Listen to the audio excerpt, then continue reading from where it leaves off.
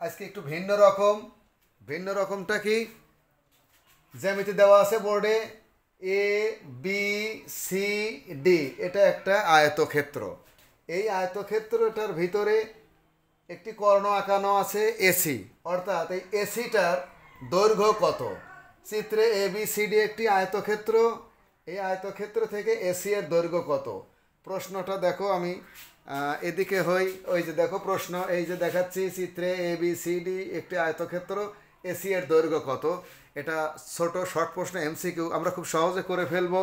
দেখো এটার মান দেওয়া আছে 5, তাহলে কিন্তু এ বির মানও 5, কারণ আয়তক্ষেত্রে বিপরীত বাহুগুলা সমান হয়। সুতরাং এই বাহু আর এই বাহু সমান, এই বাহু আর এই বাহু সমান। তাহলে আমরা জানি পিথাগোরাসের সূত্র অনুসারে কি পাই। পিথাগোরাস বলেছে এটা একটি সমকোণী ত্রিভুজ হয়েছে, দেখো এ বি সি একটি সমকোণী ত্রিভুজ। সুতরাং পিথাগোরাসের উপপাদ্য অনুসারে আমরা কি পাই, এটা অতিভুজ। তাহলে কি অতিভুজ স্কয়ার সমান লম্ব স্কয়ার প্লাস ভূমি স্কয়ার। তাহলে লম্ব কত এ বি স্কয়ার প্লাস ভূমি কত বিসি স্কয়ার, বা এসিটি আমার দরকার, তাহলে এটা রেখে দিলাম।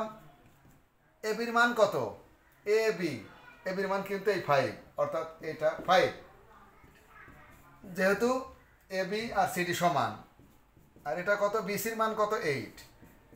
তাহলে এবার আমরা স্কোয়ার ওই পাশে দিয়ে রুট ওভার করে দেবো। সুতরাং এ সি ইকুয়াল এই রুট ওভার, এই স্কোয়ার রুট হয়ে গেল 5 5 25 প্লাস 8 8 64 সমান, এটাকে রুট করলে কত হয় 8 9, 8 9কে রুট করলে কত হয় 9.43 সেন্টিমিটার।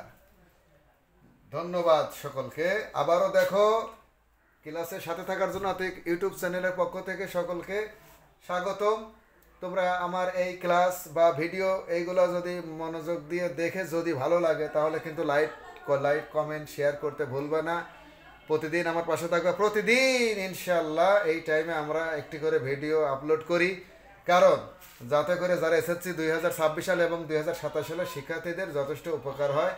দেখো প্রশ্নটা আবার দেখো, একটু বারবার ভিডিও দেখে শেখার চেষ্টা করো। এই রকম এই মানগুলো এসএসসি পরীক্ষায় এ বি সি ডি দিয়ে নাও থাকতে পারে, এক্স ওয়াই জেড বা যেটা থাকতে পারে, সমস্যা নেই।